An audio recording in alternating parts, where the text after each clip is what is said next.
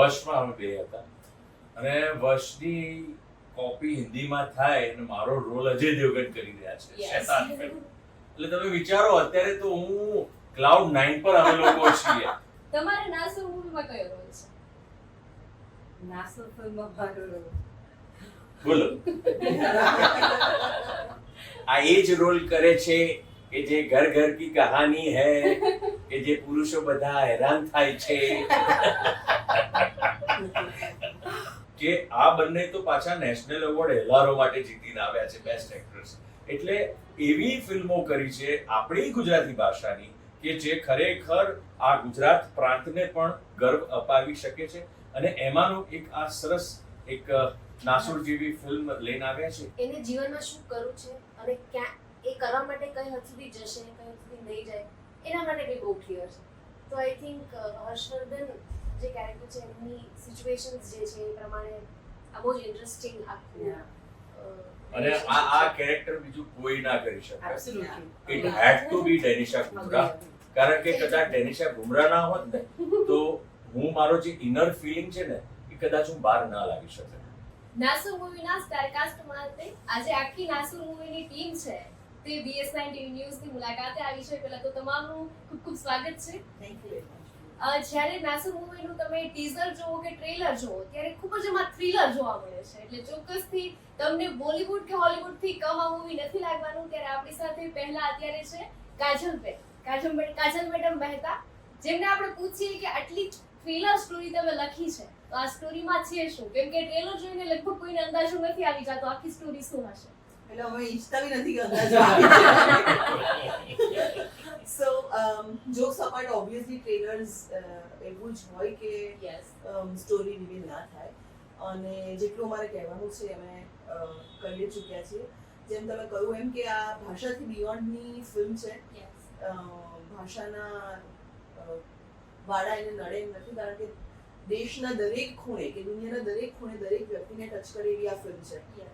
એટલે હિતુએ બહુ સરસ સ્ટેટમેન્ટ આપેલું કે તમે કદાચ મ્યુટ બી કરીને જુઓ ને એક વખત તો બેકગ્રાઉન્ડ મ્યુઝિકની મજા જતી રહે, ડાયલોગ્સની મજા જતી રહે, પણ તમે રિલેટ કરી શકો. સો બસ આટલું છે. વાર્તા જેટલી કહેવાની છે કહેવાવી જોઈએ બધી ટ્રેલરમાં દેખાઈ ગઈ છે.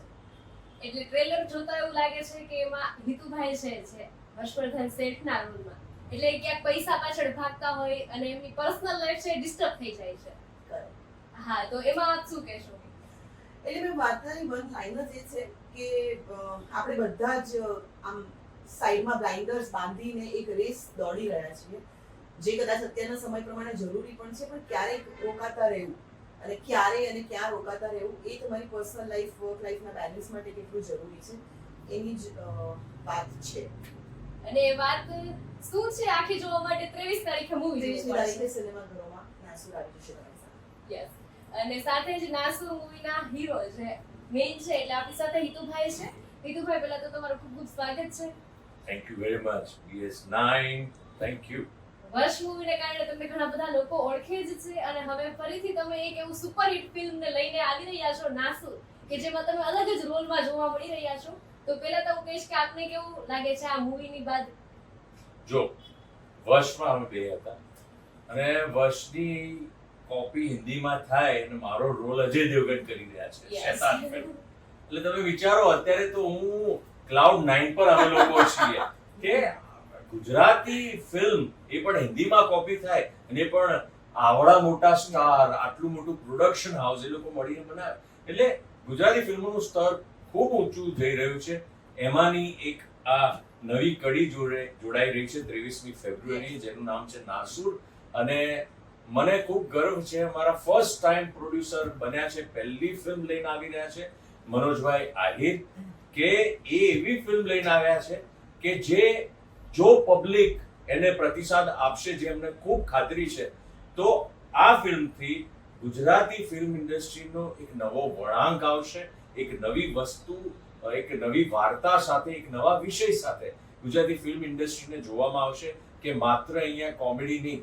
જો કે આ મંચ અહીંયા જે અમે બેઠા છીએ ને અમે ત્રણેય કલાકારો, ડેનિશા ગુમરાહ હોય કે નીલમ પચ્ચાલ, અમે લોકો કોમેડી પિક્ચર નથી કરી. અમે લોકોએ અત્યાર સુધી બધી સેન્સિબલ ફિલ્મો કરી છે અને અમે ખૂબ નસીબદાર રહ્યા છીએ કે આ બંને તો પાછા નેશનલ એવોર્ડ હેલારો માટે જીતીને આવ્યા છે બેસ્ટ એક્ટ્રેસ.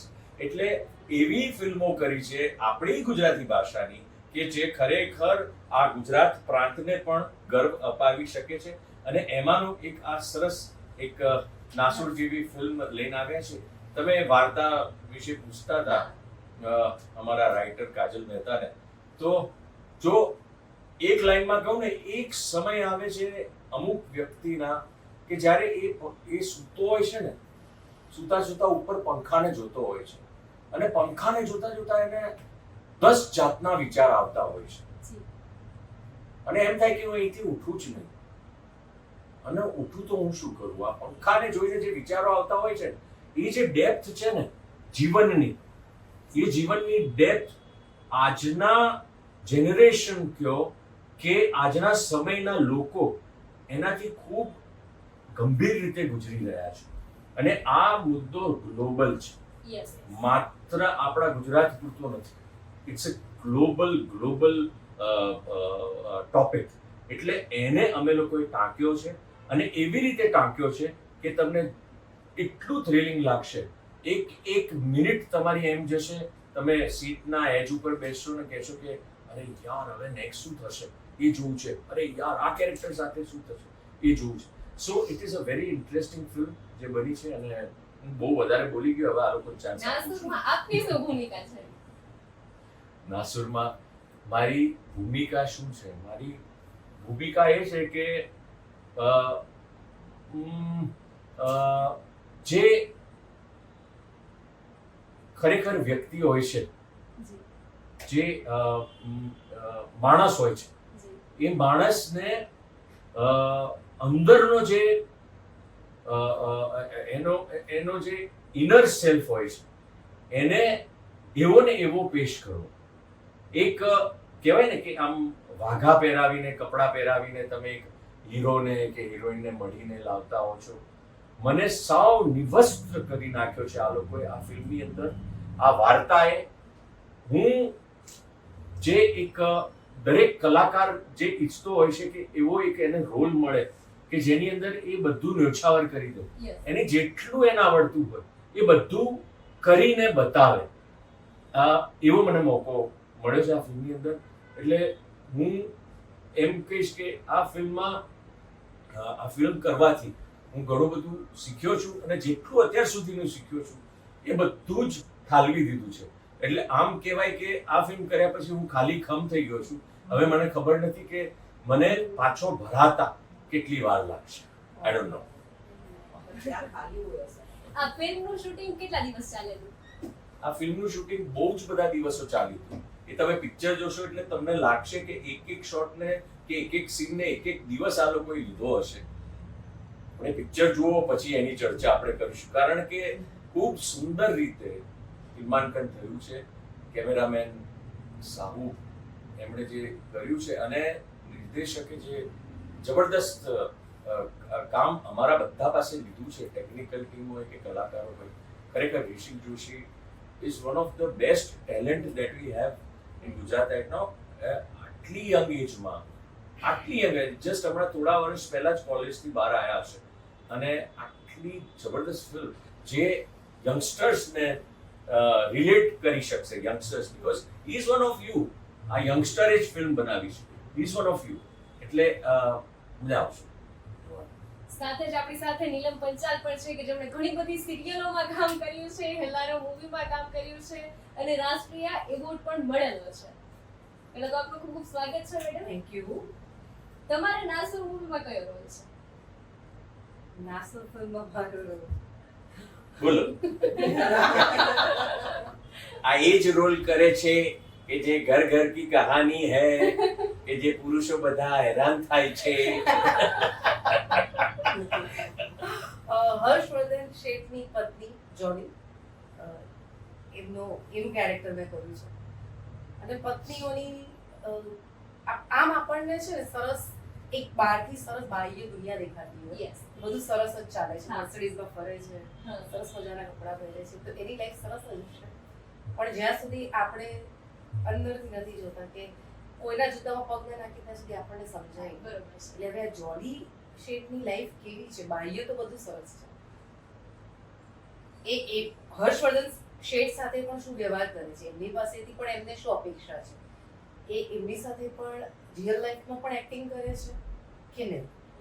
આ આખી વાર્તાની આસપાસ જોડી શેઠ આ કેરેક્ટરમાં રમી રહી છે. તો એમની પત્નીનો રોલ છે. જ્યારે એની પત્નીનો રોલ તમે નિભાવી રહ્યા છો ત્યારે એમનો બેસ્ટ ડાયલોગ તમને કોઈ ગમ્યો હોય આખા મૂવી દરમિયાન? એ જ તો પ્રોબ્લેમ છે કે બોલતા જ પિક્ચરમાં આમનો પ્રોબ્લેમ જ એ છે, મારી સાથે વાત વાત જ જ નથી નથી કરતા. કરતા. મને સમજવી હોય, હમ. મને જાણવી હોય તો મારી સાથે વાત કરવી પડે. એક રાતમાં મારી ડાયરી વાંચીને નહીં સમજી શકો. વાહ વાહ વાહ. કોઈ એવી ફની મોમેન્ટ તમારે ક્રિએટ થઈ હોય મૂવી દરમિયાન? એટલે એવી તો ઘણી બધી ચોક્કસથી એવું લાગે છે કે ક્રિએટ થઈ જ હશે. હા, એટલે આમ પિક્ચર ગંભીર, હા ભયંકર ગંભીર, પણ એક ખાસિયત છે નીલમ પંચાલની કે ગમે તેટલી ગંભીર ફિલ્મ હોય ને પણ એ ચોક્કસ એકદમ સોલિડ મૂડમાં જ હોય. અમે વશમાં, હું, જાનકી બોડીવાલા, હિતેન કુમાર, અમે લોકો સ્ટ્રેસમાં કામ કરીએ, આમ વરસાદ પડતો હોય, ઠંડી લાગતી હોય, રાતના શૂટિંગ, ભારી ભરખમ ઇમોશન્સ, અને આ બેન આવે, ચલો ચલો રેડી, અને પછી ચલો ઘરેથી આ ખાવા લાવી છું, આ ખાવા લાવી છું. એટલે એક માહોલ આખો જે એકચ્યુઅલી બહુ ગંભીર થયો હોય ને એને લાઇટ કરી નાખે, એ એમની ખાસિયત છે, એમની પર્સનાલિટી છે, અને we all love Har for that. એટલે ઇવન આ ફિલ્મની અંદર પણ જ્યારે અમે લોકો શૂટિંગ કરી રહ્યા હતા, ઘણા બધા દિવસ શૂટિંગ કર્યું, ત્યારે એ હતા નહીં. પછી જ્યારે એ આવ્યા ને ત્યારે આખો લાઇટ મોમેન્ટ થઈ ગયો હતો આખા સેટ ઉપર, and it was happy surrounding આ સેટ ફિલ્મ હતી તો પણ. Thank you. સાથે જ આપણી સાથે ડેનિશા મેડમ છે કે જેમણે પણ લીડ રોલ મળ્યો છે. મેડમ પહેલા તો હું તમને પૂછીશ કે તમારી શું ભૂમિકા છે? મને એ જ ક્લેરિફાય કરવું છે કે મારી ભૂમિકા જે સ્ક્રીન ટાઈમ તમે કોઈ કેરેક્ટર વાઇઝ આઈ ફીલ કે હું બહુ નાના સમય માટે આવું છું, પણ છતાં પણ મને કરવાની એટલી મજા આવી છે અને એટલું ઇમ્પેક્ટફુલ લખાયેલું છે કે it is very very important. અને એટલે જ અહીં મેં બેઠી છું અત્યારે તમારી સાથે.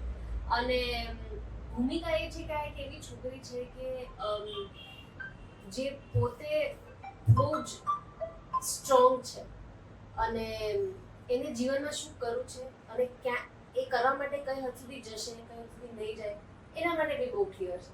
તો આઈ થિંક હર્ષવર્ધન જે કેરેક્ટર છે એમની સિચ્યુએશન્સ જે છે એ પ્રમાણે આ બહુ જ ઇન્ટરેસ્ટિંગ આખું અને આ કેરેક્ટર બીજું કોઈ ના કરી શકે. એબ્સોલ્યુટલી. ઇટ હેડ ટુ બી ડેનિશા ગુમરાહ, કારણ કે કદાચ ડેનિશા ગુમરાહ ના હોત ને તો હું મારો જે ઇનર ફિલિંગ છે ને એ કદાચ હું બહાર ના લાવી શકત. બીકોઝ એ જે કમ્ફર્ટ મને નીલમ અને ડેનિશા સાથે છે ને બીજી કોઈ એક્ટ્રેસ સાથે, મારી વાઈફ સિવાય કોઈ એક્ટ્રેસ સાથે નથી.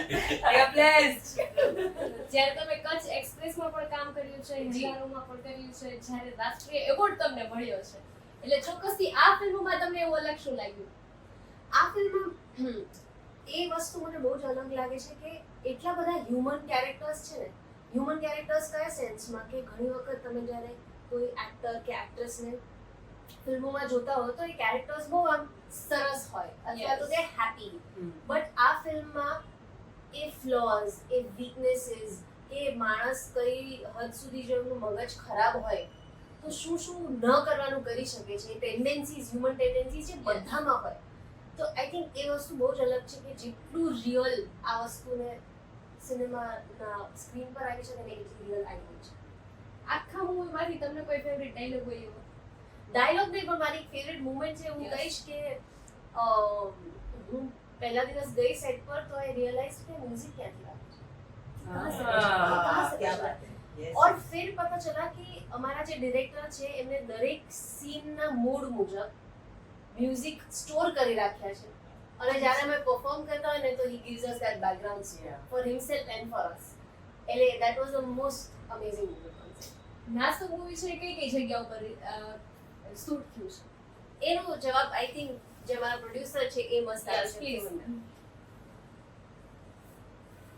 ફિલ્મનું શૂટિંગ માત્ર અમદાવાદ શહેરમાં થયું હતું બીજે ક્યાંય થયું નથી. અચ્છા. એટલે અમદાવાદની શહેર બહાર ક્યાંય જવું નથી પડ્યું. સબ્જેક્ટ અને વાર્તા એ પ્રમાણે લખાયેલી છે.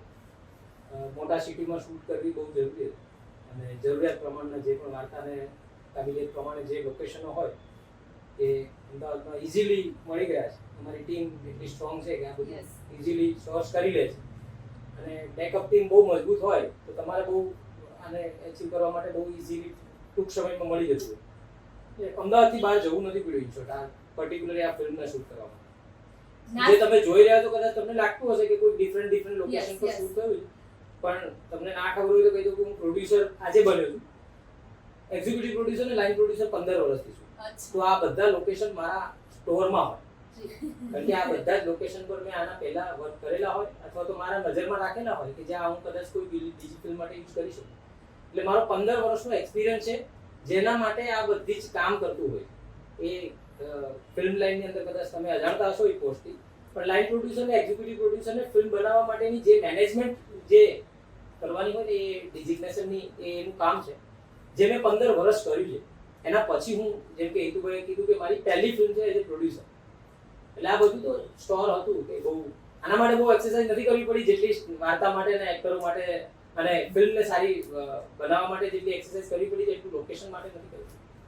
જ્યારે તમે લીડ રોલમાં છો હિતુભાઈ ત્યારે તમે શું કહેશો લોકોને કે આ ફિલ્મ જોવાથી શું સંદેશો મળશે? આમ સારી ફિલ્મ સારી વાર્તા સાથે આપણે પ્રસ્તુત કરીએ અને સાથે કોઈ સારો મેસેજ હોય એન્ટરટેનમેન્ટની સાથે યસ એવી પ્રકારની ફિલ્મો ખૂબ ઓછી હોય છે કારણ કે ભરપૂર મનોરંજન હોય પણ કંઈ જ મેસેજ ના હોય તો એ ફિલ્મ તમે 2-2.5 કલાક તમે જોઈને ખુશ થઈને ઘરે 1-2 દિવસ વાગોળો છો પછી ભૂલી જાઓ છો પછી નેક્સ્ટ. પણ અમુક એવી ફિલ્મો હોય છે કે જે એક ઠોસ મેસેજ આપતી હોય છે અને એન્ટરટેનમેન્ટ ભરપૂર હોય છે તો એ તમને વધારે સમય સુધી યાદ રહે છે. વધારે સમય એના વિશે ચર્ચાઓ થાય છે. આજે વશ જેવી ફિલ્મ માટે કેટલો સમય થઈ ગયો તો હજી એની ચર્ચા લોકો કરે છે. હિલારો વિશે હજી લોકો એની ચર્ચા કરે છે. એટલે એ પ્રકારના જ્યારે સબ્જેક્ટો આવે છે ત્યારે મજા આવે છે. એવી જ રીતે આ અમારી ફિલ્મ છે એ જોનર થ્રિલર છે, સાયકોલોજીકલ થ્રિલર એટલે જોવાની ખૂબ મજા આવશે. પણ એનો જે ગંભીર મેસેજ છે ને એ ગ્લોબલી લેવા જેવો છે. આજના યુથે ખાસ સમજવા જેવો છે અને મનોરંજનની સાથે મસ્ત મજાની વાત એક તમને લોકો જોવા મળશે એટલે માણવી જ જોઈએ આ ફિલ્મ મારા હિસાબે. તો તમે હિન્દી ફિલ્મ કોઈ રિલીઝ થાય ને એની સામે તો પ્લીઝ હિન્દી ફિલ્મ જોવા ના જતા પણ આ પિક્ચર ચોક્કસ જોવા જજો. આપણી ગુજરાતી ફિલ્મ છે અને ગુજરાતને ગૌરવ અપાવે એવી ફિલ્મ છે. આટલું હું છાતી ઠોકીને કહું છું. જ્યારે ગુજરાતમાં રહીએ છીએ ગુજરાતી છીએ અને જ્યારે આટલું સરસ મજાનું ગુજરાતી મૂવી આવે છે તો પ્લીઝ તમે તમારા મુખેથી કહી દો કે કઈ તારીખે રિલીઝ થવા જઈ રહી છે? મારો અવાજ ભારી ભરખમ છે, સુંદર અવાજથી બોલવામાં આવે, કોમળ મસ્ત તો વધારે મજા આવે. તમે બે અડધું કહો. સો મારી ફિલ્મ નાસુર રિલીઝ થઈ રહી છે 23 ફેબ્રુઆરીએ. ચોક્કસ જજો જોવા. ઓ બાપા